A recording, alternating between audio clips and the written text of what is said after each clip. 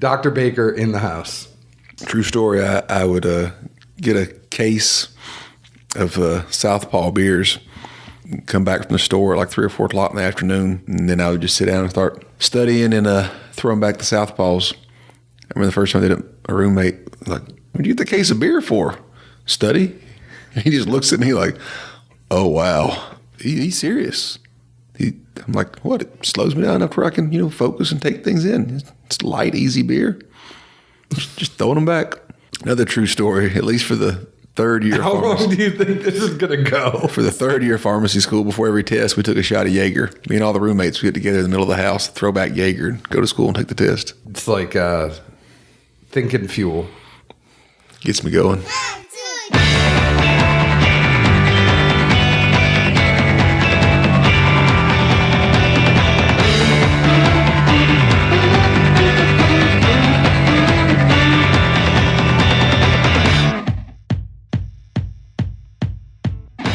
Hello, everyone. My name is John Edwards, and with me is Zeke Baker, and together we make the Dad's Drinking Bourbon. Wherever you are, whatever time it is, thank you for making us a part of your day. How are you, Zeke Baker? Alive and kicking, making the transition into fall and some cooler temps. And adulthood. Been there for at least a week or two. Trying to keep these kids healthy during the weather changes, but other than that, can't complain too much. I will tell you, Sophia was sick a few weeks ago and was out of school for like 4 days. And then over the weekend, it's like the clear snot started coming out of the nose. And you're like, oh, God, she was just sick. Like, come on. Well, Clear's good. Girl. I know, Clear is good. But you're like, please don't let it be a precursor to anything bad. I just don't want her to be sick again. But I'm going to get through this stuff pretty quick because I think we're going to have a lot to say about what we are drinking tonight. And for those of you that don't know what we are drinking tonight, Heaven Hill sent us over a media sample of their new 7-year bottled in bond. So before we get into that, want to let you know this show is sponsored by Cask Cartel, changing the industry standard of how you get your alcohol. They have everything. They have vodka, gin, tequila, mezcal, vodquila, as I learned a couple weeks ago from Zeke. They have bourbon, they have whiskey, they have scotch. Whatever it is, they have some of your favorite regular labels that you can sit at home on the comfort of your own couch.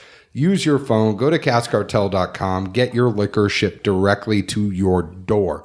They are like Amazon. They have merchants. They hook those merchants up with you. The merchants send you the goods. Go ahead and also follow them on Instagram at Cask Cartel. They're always giving out samples to their followers. Don't let that not be you by not following them. So go to caskcartel.com, go to Instagram, Cask Cartel, check them out. Also want to let you know on December 13th and 14th, we will be a part of Tennessee Whiskey Christmas to benefit the L5 Foundation. All of the proceeds are going to the VA in Nashville for plenty of good cancer things like buying gas cards and food things. And you may not know this, but the Nashville VA is one of only 3 places in the country that actually does stem cell for cancer. And some of these people are here for 4 months. They need food, they need gas, they need all sorts of stuff because a lot of their money is going to their treatment. So check out TennesseeWhiskeyChristmas.com. It is in coordination with the Tennessee Distillers Guild. So all of the distilleries that are a part of the Tennessee Distillers Guild will be a part of Tennessee Whiskey Christmas. Check it out. Zeke, I really want to get into this because what we did, not only did we have the 7-year on its own, but we compared the 7-year to the now discontinued 6-year bottled in bond. I can't think of anything better to see how it's going to rank and equate to since this is replacing that one, essentially. Can't tell you like how excited I am that we're getting to the home stretch of when I'm going to have my house because I forgot the 6-year back up in my apartment. So it's like I got all set up. We were down here in the clubhouse at the apartment building and I had to walk back up and go get the 6-year so that we could compare this. I can't wait to have our studio and have a whole bunch of stuff just sitting there ready to go. And we could do these things on a whim. Well, I mean, you got your steps in at least. I did. I needed them. Those calves are getting a little small. No, never. My calves will never be. I have big legs, and big belly. You know, this 7-year comes in at 78% corn, 12% malted barley, 10% rye. It is the same mash bill for the 6-year. It's 100 proof, 50% ABV. It's 7 years old, and it comes in at $40. What did you think about this, Dr. Zeke Baker? So coming in, I honestly would have said, all right, it's a new bottle, new label, a little fancier, better aesthetics, whatnot. But, $40, it definitely seems steep, especially when so many people were used to this being a $15 bottle when it was the 6-year. And in my mind, like, all right, it is an extra year of aging, but is it really going to make that much of a difference? In my head, true story, I was, not necessarily sold on the idea, but literally sipping this even before you got back with the white label, I thought, all right, now from what I remember, this is a thicker product, a little smoother, but the viscosity is good, a little better flavor. And the main thing from going off memory was a lack of alcoholness, just that feel I remember from the 6-year of, yeah, it's good, especially at $15, but it's a little more astringent and alcoholic than I would prefer if I was spending more money. But when you're not, or you're in throwback mode, who gives a rat's ass? But true to form, doing these side by side, obviously a very similar profile, but especially by mid palate to me, it gets a little prickly, a little hotter, and that kind of overlaps and in turn mutes out some of the flavor. Whereas the 7-year, it's got a good balance of somewhere between, I would say, almonds and pecans. It's got nuttiness with a little bit of oak on the back end. Not overwhelming oak or anything, but it's a good balance. And if you look at it, front to back, left and right, top to bottom, wherever you want to go, it's well-rounded in all aspects, I would say. It's funny because with the 7-year on the nose, I got a little bit more sharp leather, caramel, oak, a little spice, but not too much. But that wood was funny, just the 1 year older that I got a lot more wood, even on the nose. The curtain definitely matched the drapes on this one for me. It was a little bit drier on the front end than I was expecting. Just leather, oak, tobacco, stuff that you weren't getting in that 6-year. It's just crazy. Like 1 year is having that stuff come out. Some more bourbon things you would expect. Vanilla, caramel, butterscotch. And then I thought it almost gave away to a little more nuttiness and maybe a little more corniness towards the back end of it. Once you got through that initial taste, that stuff that you said you were getting there, the almond and the pecan, I was almost thinking maybe even a little bit of corn too, but not in the bad way. It was just like, all right, I'm getting past this stuff. I'm getting to. It was good. It was a good nutty taste to me, not bean quite. Yeah. And that's why I couldn't really pinpoint, where I wanted to go with that, but somewhere in that space. No, I agree with you. The ingredients were there. Different way of saying it, but we're pretty standard on that. And then the finish I just thought was dry and medium. I mean, I thought it was a well-rounded pour, but at the same time, I'm not sure why it's a $25 change from the 6 to the 7. And I understand you have McKenna that's essentially the same thing, right? Because a lot of the Heaven Hill. It's a 10-year. It is a 10-year, and that's 40. Do we think the 7-year is 40? Perception-wise, I could see the white label having a longer finish, but it's not a finish. It's the lingering dryness from the extra singe of the alcohol to me. So I don't see it as being enjoyable, so I wouldn't really want to, tout that as having a longer finish, quote unquote. The feeling's there. I mean, I'm playing devil's advocate a little bit for you. But to your price point, I think that's what, puts it behind the 8 ball as far as the new version is simply, well, the previous one was known as one of, if not the best deals in bourbon. Well, when something's the best deal, AKA that means it's underpriced according to market. These were widely available, and you could see folks selling them on secondary all day, all the time. I mean, I guess not widely available since it was only in Kentucky, but Kentucky's a fairly large state, and I'm pretty sure they make up a fair portion of the people on the boards. But I'm also wondering, now this one I should mention, The 6-year was Kentucky only. So this one is now available in California, Texas, New York, Georgia, Florida, Illinois, South Carolina, and Colorado.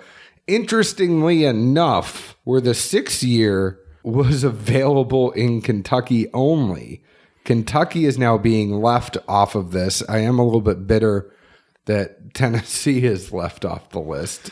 We're always the redheaded stepchild, even though most of our people will drive anywhere to go get booze. Well, at least they're consistent, if nothing else. But no, I mean, I really think that causes the biggest perception issues. Folks were so accustomed to it being a $15 bottle. Whereas if it was 20, it still would have sold just as much. 25, maybe starting to get a little murky water. But either way, again, if it's the best deal, well, then you're underselling for what the market thinks your product's worth. Well, I'm not even bringing this up from a bourbon point of view, like from an enthusiast point of view. I'm talking about business point of view. Don't you think the right strategy would be to up it to 25? Because they did just up the price of McKenna. You can up this to 25, make the 10 extra bucks on it, keep it at 6-year, just make more of it, and then you're not aging it for the extra year. You're not going through all the stuff that goes with that, and you're getting it out quicker. Your speed to execution is quicker. I'd say 35. On paper, does the extra year seem like that much? I mean, I said at the beginning, no. Flavor-wise, this is a noticeably different product. So, and I'll cue up something else in a second, but easily this, white label would have sold at 25 without much trouble. So bump it up to 35, you're 5 below McKenna, which is 40. It's 10 years, it's a 7.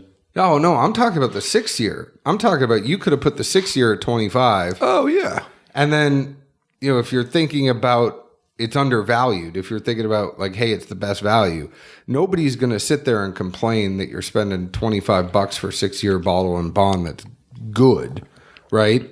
I mean, everybody basically was saying that 6-year was good.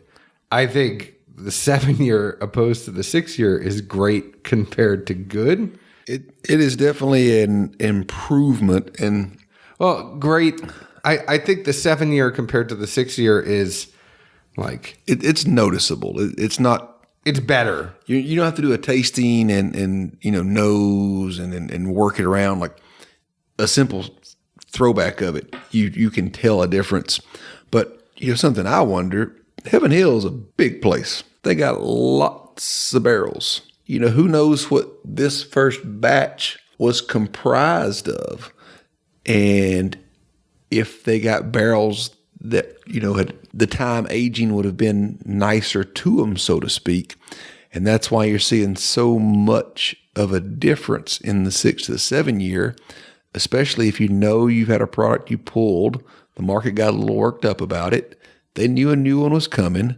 They knew it was going to be a year older, and they knew no matter what price you gave them, they were going to bitch about it because it was going to be more. They wanted their go-to back. That's nature. And that's how we all think. But who's to say, if somebody's not smart enough to see all that coming and say, all right, especially this first batch, we need to make sure this product is noticeably a better blend batch, whatever you want to call it, and that people actually say, all right, that they didn't just give us the same juice at $25 more and also a quote unquote slap to the face kind of move. Like, no, this is significantly better product. You're paying for a better product.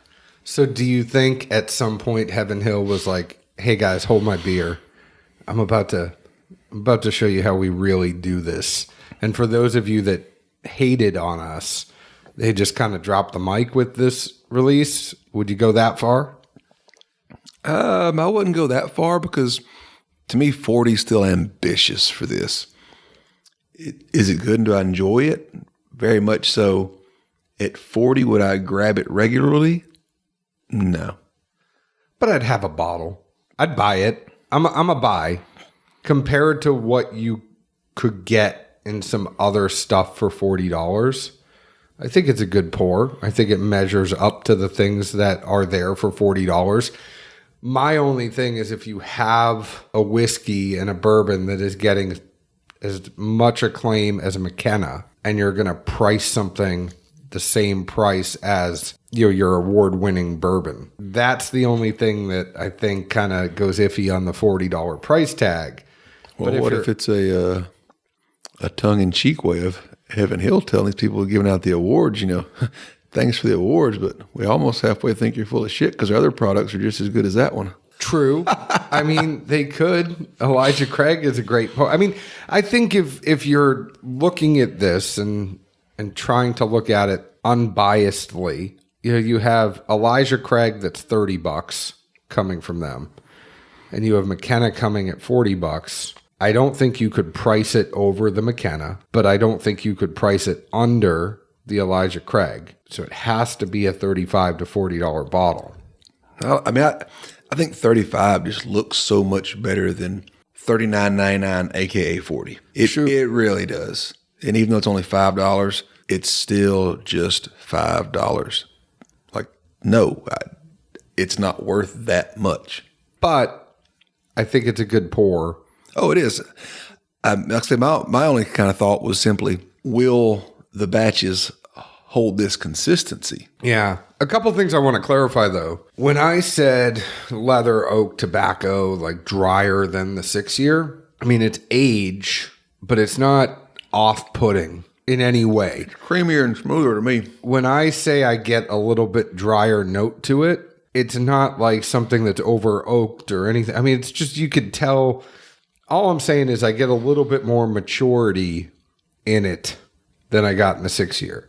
It's like a fully developed product opposed to something that's 18 opposed to something that's 21, Oh, man, this is nice, creamy, good flavor. Alcohol's not out of check as it was with the 6-year. I mean, it's a good pour. Again, I said it's a $35 pour, though, not a $40. I'd still buy it, though. I'd want to have a bottle on the shelf. Fair enough. You? No need to beat the dead horse here.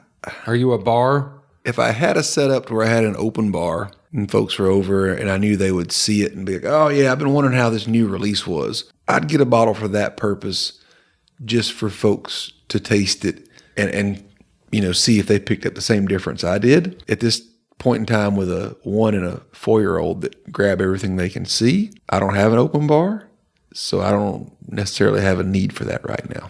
I like the label. I like the blue and white and the picture of the distillery opposed to what was on the label previously. Yeah, I assume that's the old 2 Ricks of Deatsville, the way they're shaped. Yeah, but I like it. I really do like this pour. I think we're playing devil's advocate a lot because it's fun, but end of the day, it's a good pour. Get it. I mean, it's one of those things where people will get one.